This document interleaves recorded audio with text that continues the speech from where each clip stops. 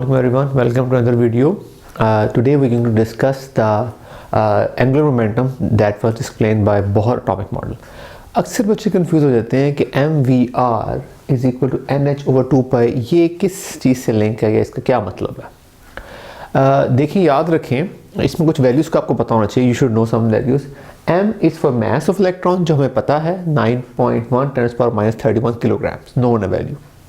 v is the velocity of electron जो measurable है, ये नोन की जा सकती है। r इज़ द रेडियस, वो भी एक फॉर्मूले से मेजर किया जा सकता है, हम आगे डिस्कस करेंगे। n जो इस तरफ हमारे जो ब्लैक से लिखा हुआ है n is the number of shell. h is the Planck's constant 6.625 × 10⁻34, 2 की वैल्यू वही 2 ही रहेगी एंड पाई की वैल्यू 3.14। तो इन अ वे n को छोड़ के बाकी सारी वैल्यू हम मेजर करके लिख सकते हैं, ठीक है।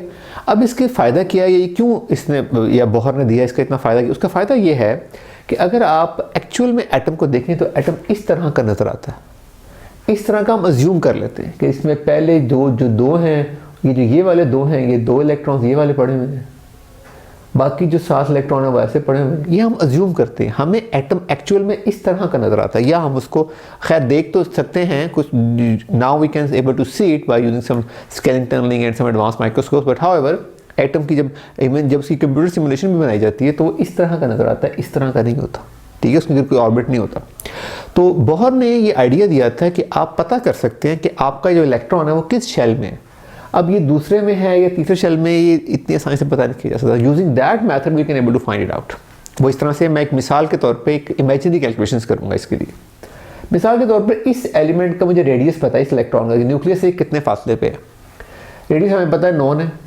मैं मिसाल देता हूँ, मास मुझे पता है, वेलोसिटी मुझे पता है, और इस हिसाब से मैं mvr m×v/r कर लेता हूँ इस फॉर्मूले को यूज़ करते हुए, which is 10।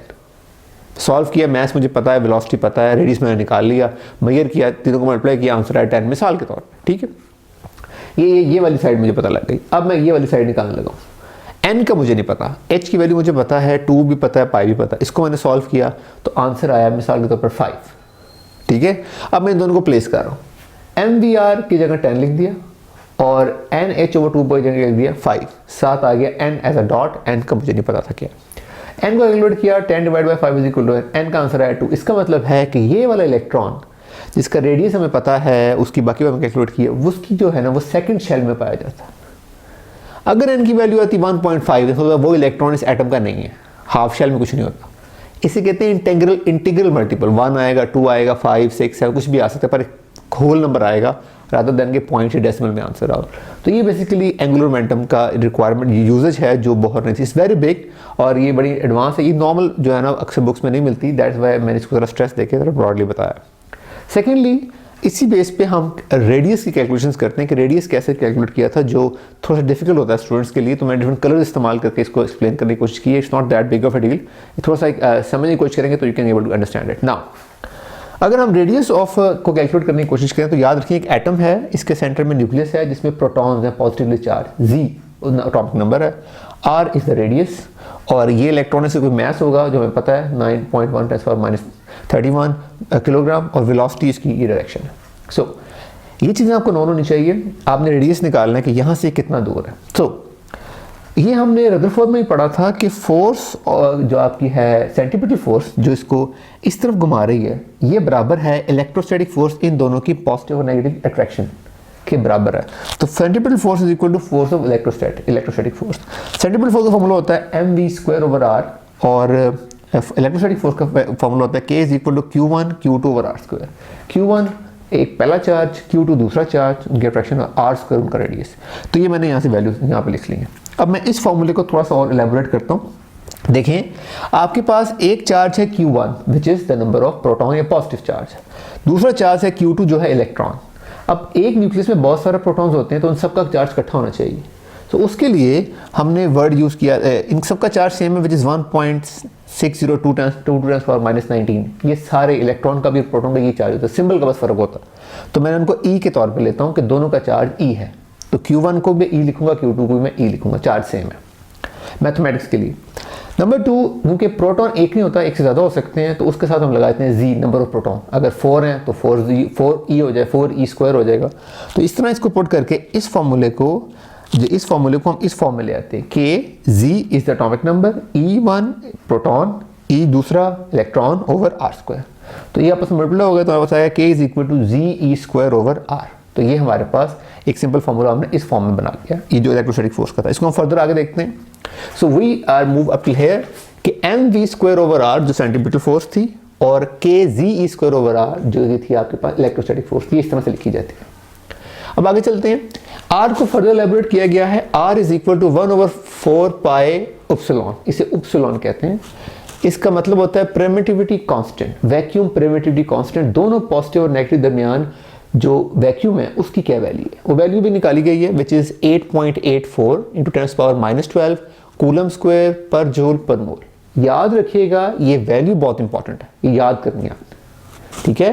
8.84 10⁻12 with units coulomb square पर जूल पर मोल। Now you know the value. अब हम इस के की वैल्यू को इसमें प्लांट कर देते हैं तो हमें मिलेगा m we square over r, वहां से आ गया, जी ई स्क्वायर वैसे का, के की वैल्यू यहाँ पुट कर दी 4 पाई एप्सिलॉन और r square. Now when we put it over here, दोनों को कंपेयर किया तो ये आर इस स्क्वायर को कैंसिल आउट कर देगा। हमारे पास बचा m we square is equal to Z E square 4 pi epsilon r. ये हमने इक्वेशन नंबर 1 बना लिया, ठीक हो गया। अच्छा, इससे आगे चलते हैं।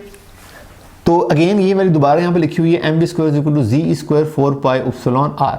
आर की वैल्यू अगर हमने फर्दर कैलकुलेट करनी है तो हम ये करेंगे आर को यहाँ रहने देंगे, आर को हम ये देखेंगे, ये डॉटेड लाइन है, आर को आप मूव करेंगे ये यहाँ पे और एम वी स्क्वायर को आप इससे डिवाइड करते हैं। सो आर आ गया यहाँ पे ऐसे और m we square 4 pi epsilon का मल्टीप्लाई हो जाएगा ऐसे, ये मैंने ब्लू से लिखा हुआ है। तो R is equal to Z E square over 4 pi epsilon M we square. Now Z की वैल्यू नंबर ऑफ प्रोटॉन हमें एटॉमिक नंबर पता है, नॉर्मल किसी भी एलिमेंट का लिथियम का 3 होता है, हार्ड जिसकी भी बात हो रही है। इलेक्ट्रॉन चार्ज हमने बताया 1.602 10⁻⁻19 कूलम। 4 की वैल्यू नोन है, पाई की वैल्यू नोन है, परमिटिविटी कांस्टेंट की वैल्यू नोन है, मास की वैल्यू पता है, वेलोसिटी की वैल्यू हमें पता, अगर पता हो तो हम ये कर सकते हैं कि ये सब वैल्यूज हमें नोन है।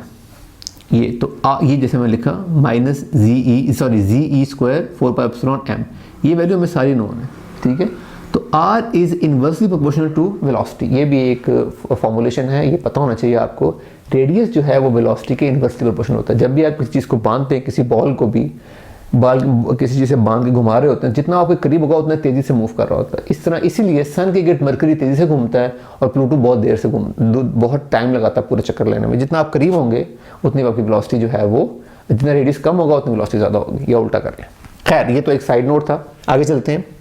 सो यहाँ पे हमने बना दिया अपनी equation number 2, R is equal to Z square 4 pi epsilon M we square. हम निकाल सकते हैं R, मगर उसके लिए हमें वेलोसिटी चाहिए इस फॉर्मूले के हिसाब से।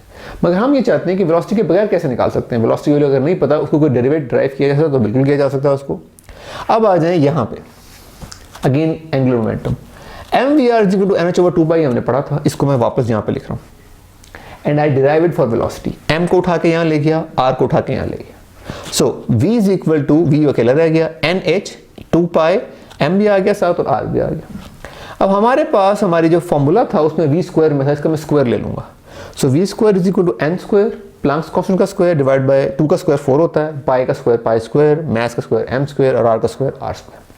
सो I put it over here और अब मैं इस वैल्यू को जो v स्क्वायर की मैंने वैल्यू निकाली थी इसको इस वाली इक्वेशन में पुट करूंगा। दिस इज वेरी इंपॉर्टेंट, गौर से देखिएगा ना। इस कंप्लीट वैल्यू को उठा के हम इस जो है ना वेलोसिटी के साथ लिखते हैं।